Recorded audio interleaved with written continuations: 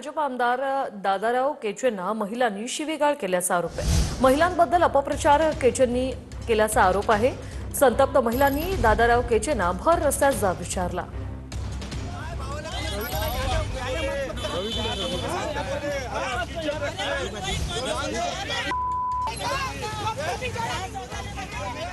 तर वर्ध्याच्या आर्वीत विधान परिषदेचे भाजप आमदार दादाराव केचे यांना भर रस्त्यात महिलांनी घेरलं। नगर परिषद निवडणुकीमध्ये दादाराव केचेंनी राष्ट्रवादी शरद पवार गटाच्या उमेदवाराचा प्रचार केल्याचा भाजपच्या पराभूत महिला उमेदवाराचा आरोप आहे। संतप्त महिलांनी आमदार दादाराव केचेंना जाब विचारलाय।